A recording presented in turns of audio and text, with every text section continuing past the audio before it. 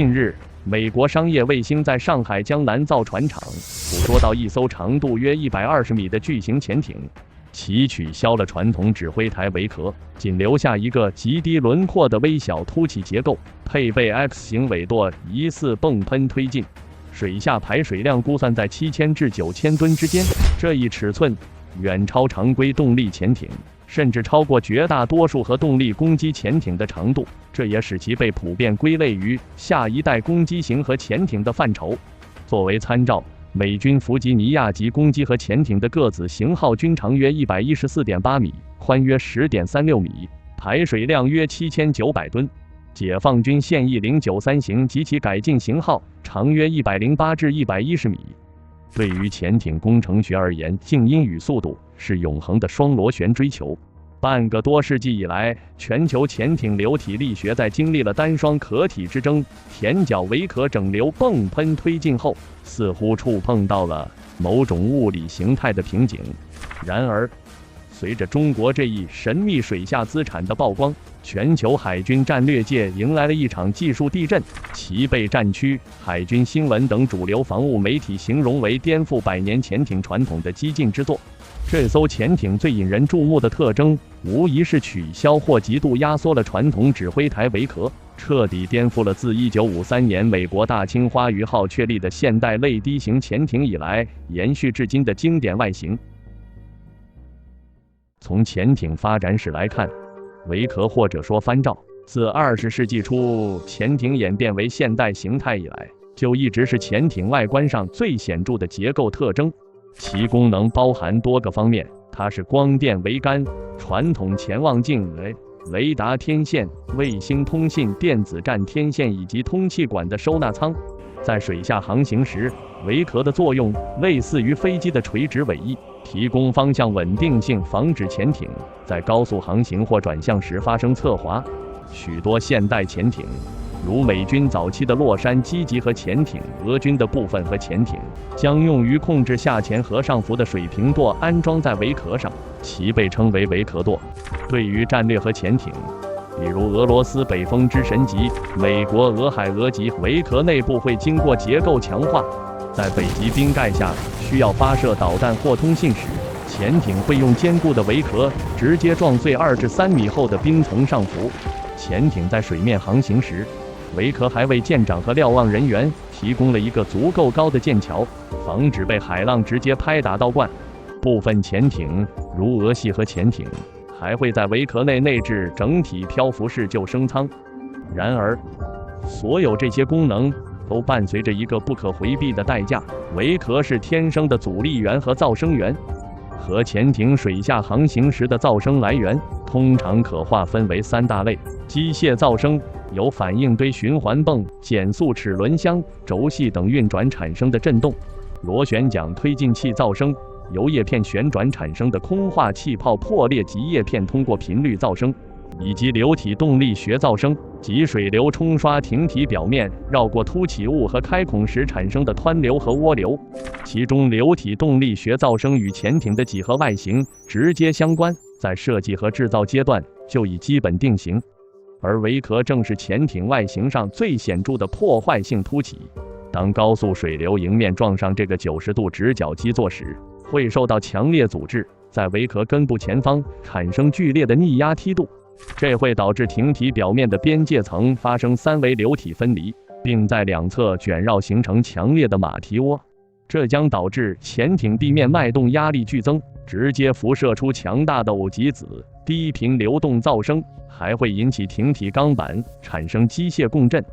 同时，桅壳的存在还严重影响了尾部螺旋桨喷泵进流场的均匀性。由于桅壳后方的尾流存在明显的不均匀半流场，水流速度分布在中轴线和桅壳阴影区之间有显著差异。螺旋桨喷泵的叶片在划过这些速度不均的流场时，会产生周期性变化的载荷，从而产生叶片通过频率噪声及更高阶谐波噪声。这种半流畸变效应是传统桅壳潜艇难以克服的固有缺陷。美国海军早在70多年前就已在弱化桅壳、优化流体力学的技术路线上迈出了最初的步伐。在二战及以前，全世界的潜艇本质上都是能潜水的船只，它们在绝大部分时间在水面航行，采用与水面舰船相似的 V 型船首和平坦甲板。1953年8月1日，一艘外形怪异的水滴型试验潜艇大青花鱼号在美国新罕布什尔州普茨茅斯海军造船厂下水。大青花鱼号作为现代潜艇水下性能演变的分水岭，彻底抛弃了二战时期潜艇的设计思路，采用了基于航空风洞试验结果设计的纯水滴型艇体，看起来像一条肥硕的飞艇，而非军舰。为了将水下阻力降到最低，设计师取消了位于压力壳上方的耐压指挥塔，而仅在甲板上方保留了一个高度流线型的帆罩，采用了类似于喷气式飞机的超薄 NEC 流线翼型尾壳，其只是一个用来容纳可折叠或升降桅杆的薄壳罩子。由于去除了传统潜艇臃肿的水面甲板和指挥塔结构，大青花鱼号在1960年代换装双轴反转螺旋桨后，创下了近40节约时速74公里的水下最高航速纪录。以往潜艇需要多名操作员分别控制方向舵和升降舵，而大青花鱼号首次引入了类似飞机的单人操纵杆，只需一名操作员即可控制潜艇在3维水下空间灵活穿梭。在1960年，大青花鱼号进行了第3阶段改装，首次换装了45度倾斜的 X 型尾舵。4舵面联动赋予了大青花鱼号犹如水下跑车般的疯狂机动性，能在极小的半径内完成急转弯，还提供了极大的操控冗余和潜海安全性。随着核动力时代的全面到来，潜艇不再需要频繁浮出水面，美军也开始将水平舵安装在尾壳上。从歼鱼级到经典的洛杉矶级核潜艇，尾壳不得不变得高大宽厚且方正。尾壳前缘与潜艇圆柱形体形成一个粗暴的90度直角，直角连接在流体力学中是一个灾难。当高速水流迎面撞上这个90度直角基座时，水流在撞击下会发生剧烈的分离，在尾壳根部两侧形成一个向下、向后包裹的马蹄形涡流。这个巨大的涡流像电钻一样顺着艇背向后滚动，直接拍打在尾部的螺旋桨上，引发了美军冷战时期最头疼的低频流体噪声，极易被苏联的低频声呐拦截。到了1980年代末，苏联研制出了同样静音的阿库拉级核潜艇，美国海军急需建造一款能在深海猎杀苏联核潜艇的终极水下捕食者海狼级。此时，超级计算机和计算流体力学软件首次被大规模应用于潜艇设计。通过超级计算机对千万级网格的水流进行仿真，美国科学家找到了消灭马蹄形涡流的解药——舔角。海狼级在尾壳的前缘根部引入了一个向前延伸、平滑倾斜的过渡曲面，类似于飞机机翼根部的一根整流片。这个舔角将原本90度的死角变成了平缓的斜坡，使迎面而来的高压水流在接触尾壳前就被平顺地分流到两侧，从物理上斩断了马蹄形涡流的形成条件。后方泵喷推进器吸入的水流变得平滑，潜艇即使在20节以上的高速巡航时，也几乎不产生流体噪声。为了保证水流从平直艇体平滑地爬升到垂直尾壳，几何边界可不是简单的单一圆弧，因为圆弧在连接处存在曲率不连续，会诱发新的分离，而是采用3阶、5阶贝塞尔曲线或闭样条曲线，这确保了连接点处的1阶导数、切线和2阶导数曲率完全连续，使水流受到的压能转换完全渐进。海狼级的定位是深海终极冷酷猎手，其设计目标是在20节的高速下依然保持绝对静音。为此，工程师在艇首、艇身乃至每一个肉眼难察的细节上进行了堪称丧心病狂的平滑与消音处理。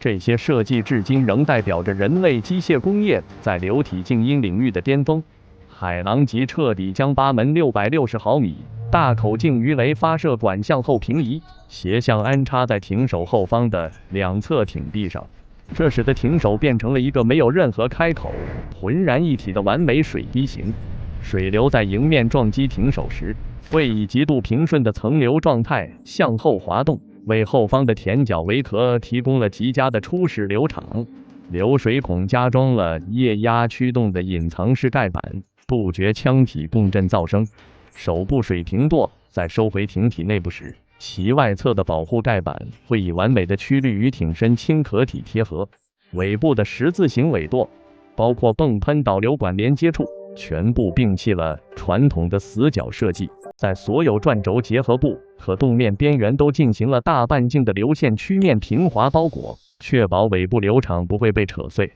加之全身上下覆盖了先进的 ANWL2-9 型及后续改进型高分子聚氨酯消因瓦和丧心病狂的双层整体机械浮筏，以至于美国海军曾自豪地宣称，海狼级以25节高速航行时的噪声比洛杉矶级和潜艇在码头细泊停靠时还要安静。进入21世纪，弗吉尼亚级和潜艇的围壳填角更加精炼和紧凑，通过更精准调校壁面剪切应力分布，它用更小的填角体积和更短的前身长度，达到了与海狼级几乎等效的一涡效果，从而为艇首的垂直发射管留出了更多的甲板物理空间。加之弗吉尼亚级彻底抛弃了需要直通耐压壳高达10几米的穿透式光学潜望镜，全面换装了非穿透式光电桅杆。而光电桅杆不需要那么深的收纳井，围壳自然更趋低剖面化设计。不过必须要指出，当潜艇大角度转弯剧烈机动时，原本在直航时完美控制流体的围壳填角，其几何流体效能会发生严重的甚至灾难性的技术退化。这种退化被称为非对称流动失稳。侧航角的出现，使得迎风面的水流受到围壳和填角的剧烈阻挡而不对称分布，逆压梯度局部暴增，这导致本已被消灭的马蹄涡死灰复燃并极度增强，尾部喷泵的进流场非均匀度瞬间飙升。潜艇的声学隐身当然不存，可见只要有围壳存在，直航及静音转弯大暴露的物理宿命就无法被打破。而苏联、俄罗斯潜艇普遍采用低矮长基座前缘倾斜一体化的梯形围壳，与美国和潜艇的填角围壳分属不同的技术流派。我们知道，苏俄潜艇一般采用双壳体，内部是粗壮的耐压壳，外部还包裹着一层轻壳体。这意味着，设计师可以直接让轻壳体的线条从艇首一路向上平滑延伸，直接融入围壳的前缘。潜艇的围壳基座天然就是一体化的，它从一开始就通过长基座渐进抬升消灭了90度直角，自然也就不需要像美军那样在根部额外打补丁做填角。苏俄潜艇更注重北极海域作战，其核心使命是在北冰洋冰盖下的堡垒海区潜伏，并向美国发射导弹。美式填角围壳是轻质复合材料结构，这种结构如果去撞击2至3米厚的北极冰层，前身的填角可能会率先被冰层挤压而破碎。而苏俄潜艇的围壳前缘采用倾斜的梯形设计，其内部拥有重型钢制破冰纵梁。当潜艇从冰下上浮时，倾斜的前缘犹如一柄倾斜的利斧或破冰船的手柱，能将上浮的垂直推力转化为横向撑碎冰层的巨力，让冰块顺着斜坡向两侧滑开，完美保护了围壳内部的桅杆和救生舱。潜艇的破冰能力更加强悍，而且从流体力学上来讲，苏俄潜艇的围壳往往更加低矮，在纵向上拉得非常长。低矮降低了潜艇的侧向阻力和水下转弯时的侧翻力矩，纵向拉长起到了类似于飞机脊背整流罩的作用，它让流经围壳两侧的水流在很长的距离内慢慢汇合，从而在根部产生极低的尾流扰动。水流到达艇尾螺旋桨时，其流场质量同样非常优秀。加之苏联在冷战时期开发了一套非声学尾流探测系统，通过探测潜艇通过后在水里留下的电荷、化学物质以及极其微弱的物理涡流尾迹来追踪潜艇。因此，苏联在设计潜艇时，对消灭任何可能引发长距离水体旋转的涡流有着近乎偏执的追求。斜向一体化的梯形围壳配合双壳体的饱满圆润曲线，能够让水流在通过潜艇后迅速恢复层流状态，不给敌方留下可追踪的涡流尾巴。在北冰洋、巴伦支海或鄂霍次克海，冬季气温经常低至-30°C到40°C。由于地理限制，苏联潜艇基地大多深入内陆峡湾，或者需要穿越漫长、狭窄且布满浮冰的浅水海峡。在这些区域，潜艇必须保持数小时浮度。苏俄潜艇通常在非耐压的尾壳顶部直接建造了一个封闭式水面舰桥，设计有一排排窗户，甚至还配有给玻璃加热的除霜电热丝和暖风系统，极大地保证了艇员在极端恶劣天气下的视觉瞭望效率。可见，苏俄之所以不抄美国的填角作业，是因为在双壳体架构下，它们的一体化倾斜尾壳本身就已经实现了与填角相同的流体消噪目的，同时还兼顾了美军不具备的北极野蛮破冰能力。此外，瑞典 I-26型、中国039C 型常规潜艇的尾壳外观呈现出类似隐形战机的多面体倾斜切面，类似蘑菇头。这种设计能有效折射主动声呐的探测波，并削弱尾壳顶部的尾流涡。毫无疑问，彻底取消尾壳在流体力学上是诱人的，但美苏海军在冷战期间对无尾壳潜艇进行了深入研究，证明无尾壳在工程上是极其困难的。首先是光学潜望镜的物理局限，光线必须通过一系列透镜和棱镜从桅杆顶部传到艇内的目镜处。为了获得较大的观察视野，潜望镜必须足够高，还必须穿透耐压壳体。尾壳提供了这一桅杆的安装和收纳空间，如果没有尾壳，光学潜望镜几乎无处安置。其次是水面作业对人类瞭望的需求，潜艇在进出港口，通过狭窄水道与拖船协同作业，执行垂直补给以及极端天气下的水面航行时，指挥官和瞭望员需要站上尾壳顶部的驾驶台，以获得360度无遮挡的视野。如果尾壳被取消，仅凭传感器和显示屏很难替代人类肉眼的直觉判断能力。最后是美苏军极为重视北极航道控制权，潜艇冰下作战能力都被列为关键技术要求。无尾壳的潜艇顶部由流线型轻壳体覆盖，根本无法承受冰层撞击。正是基于这些考虑，美国海军在下一代攻击型核潜艇 SSN-X 中并未选择无尾壳方案。只有在无人潜航器领域，各国可以自由采用无尾壳设计，所有通信天线和传感器均内嵌于艇体，仅在必要时通过隐藏式升降桅杆弹出。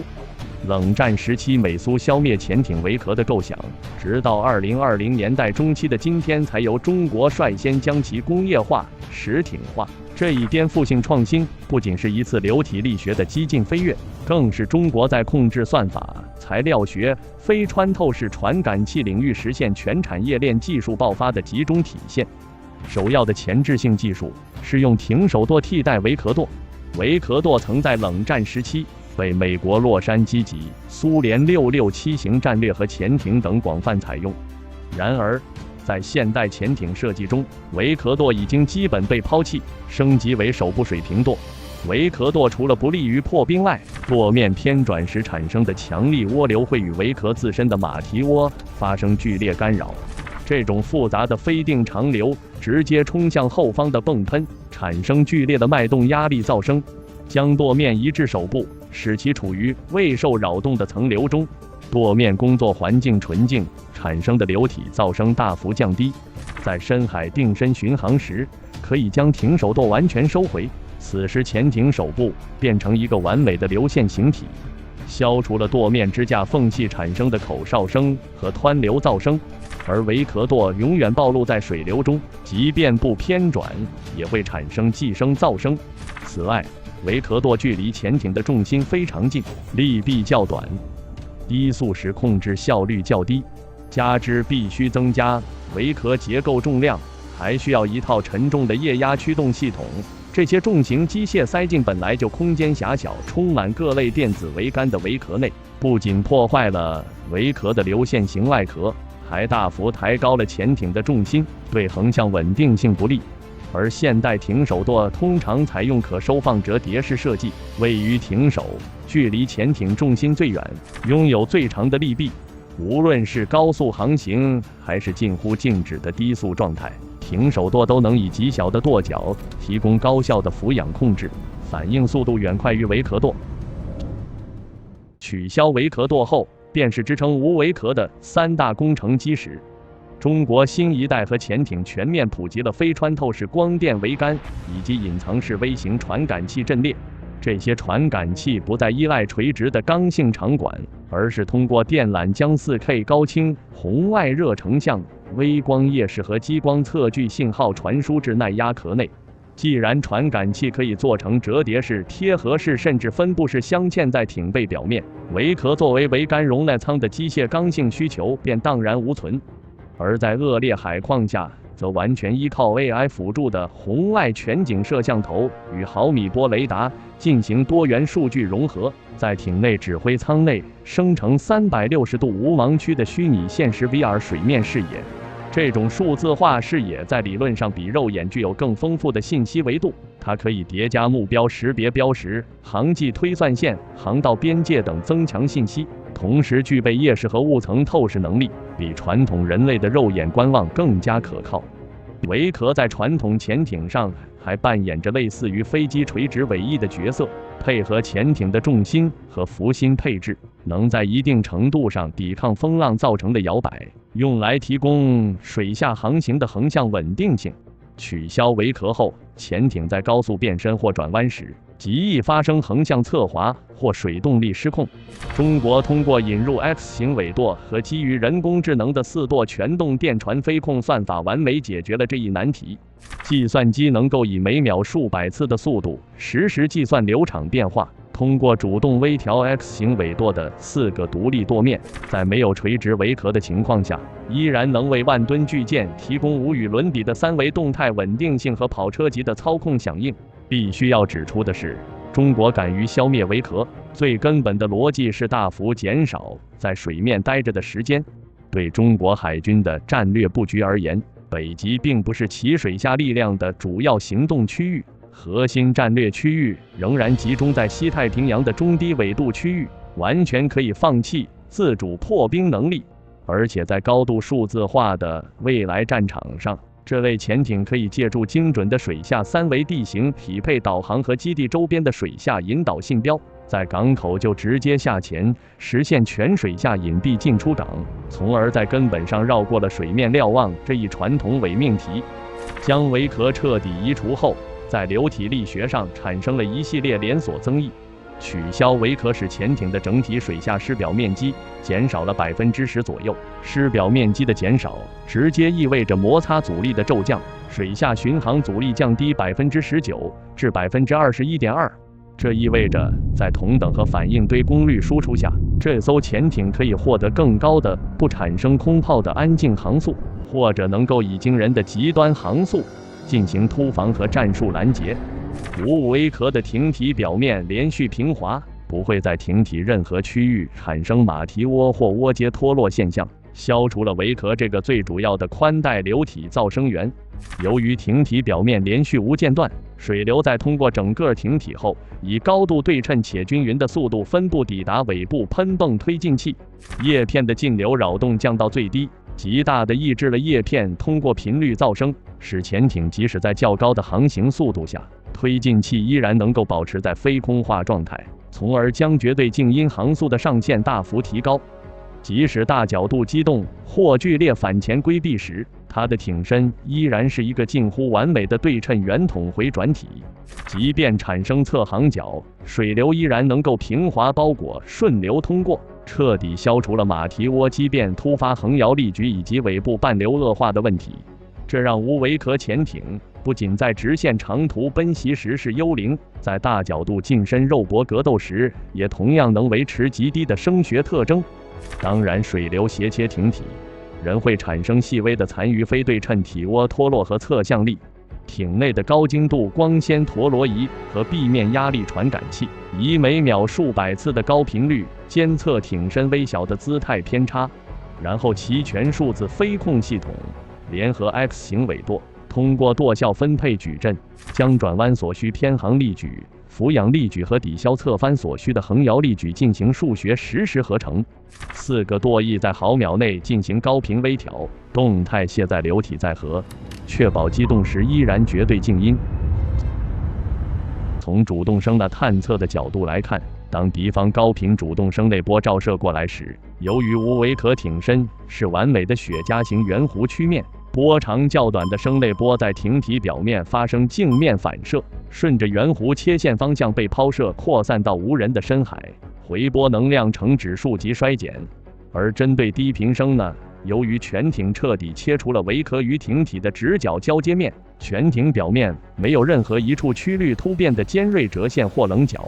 长波长的中低频声内波横扫过潜艇时，无法在艇体表面找到可以引发边缘衍射的物理结构，声波只能圆滑地包裹并划过艇身，从而将主动声呐反射截面积降到了物理极限。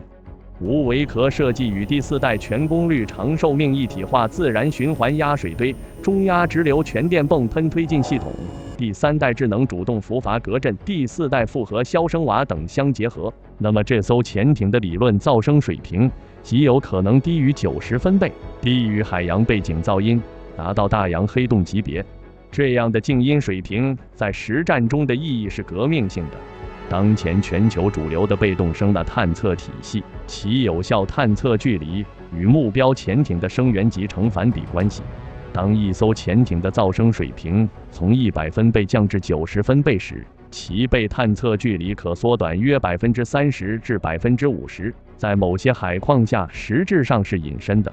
美军现行的反潜探测体系、其声信号数据库和探测算法是基于传统尾壳潜艇的声学和流体特征建立的。在南海深海海沟、菲律宾海以及广袤的西太平洋，密布着美日构筑的水下监听网，比如 SOSUS 系统和分布式无人潜航器。中国果断放弃了不符合自身战略方向的北极破冰能力，将全部的天赋点倾注在极致隐身上，旨在打造一款能够悄无声息穿越岛链，在西太平洋建立水下阻击阵位的大洋幽灵。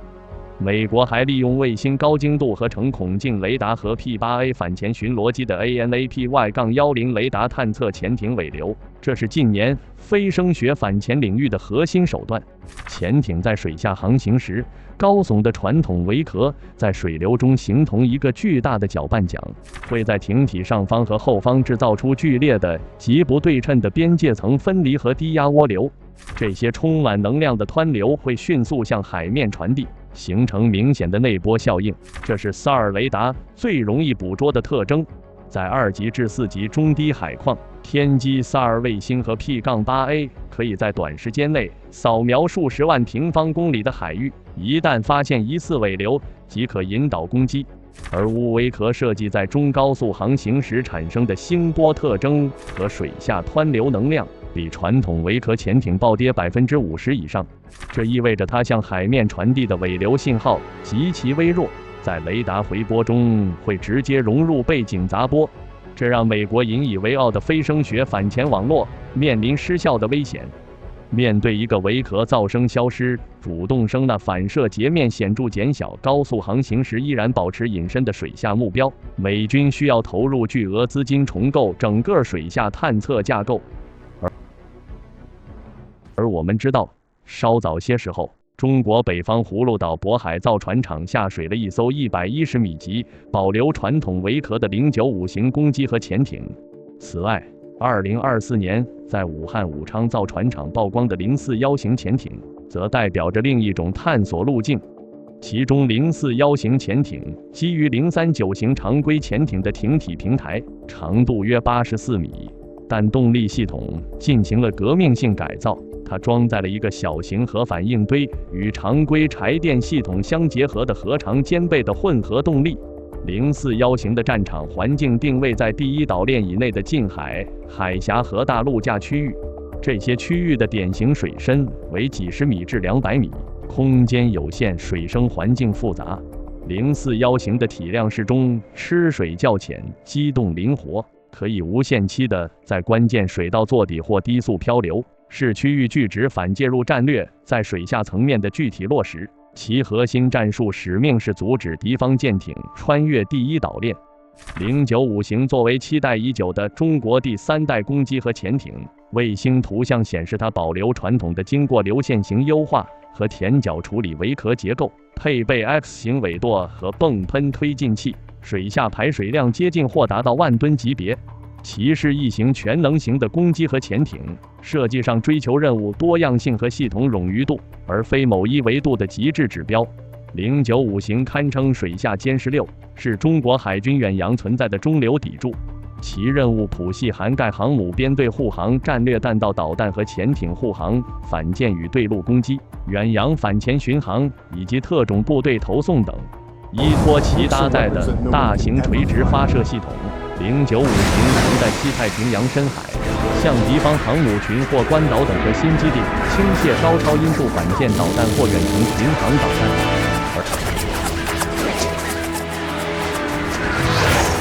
而这艘120米级无尾壳潜艇，在精神内核上极像美国的海狼级，也可将其比喻为水下歼20，追求的是极端的非对称优势。它的任务是凭借极高的水下速度、极低的静音水平和极低的尾迹特征，单枪匹马渗透穿越第一、第二岛链，潜入菲律宾海、西太平洋核心深海盆地乃至关岛以东海域，深入敌方反潜防御圈的纵深区域，或者潜入美军堡垒海域，直接打击瘫痪敌方水下作战体系的核心节点，比如突袭美军水下固定声呐监听阵列，切断深海海底通信光缆，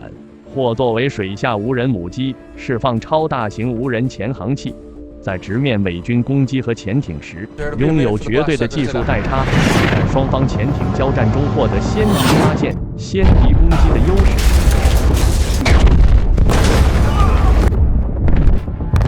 综合来看，3型平台在中国海军的作战体系中构成了一个内线坚守、中间护航、外线突击的3层嵌套的水下力量完整体系。这种跨代际的同步爆发，正是我国国防工业和水下战略走向全面成熟的标志。世界潜艇发展史上，美国曾以大清花鱼号和海狼级确立了半个世纪的流体霸权，而今天，中国无尾壳和潜艇的横空出世，标志着中国船舶工业已经从过去的追赶者、模仿者，正式蜕变为水下前沿探索的领航者。这艘摒弃了传统尾壳的核潜艇，是流体力学、工程美学与冷酷战术的终极结合。它向世界宣告，中国海军不仅在水面舰艇领域迎来了数量爆发，在代表人类工业最高壁垒的核潜艇隐身与动力领域，也已悄然完成了向物理极限冲锋的代际跨越。在未来的大洋博弈中，这个没有尾壳的水下飞鱼将成为任何对手都无法忽视，也无法轻易捕捉的终极威慑力量。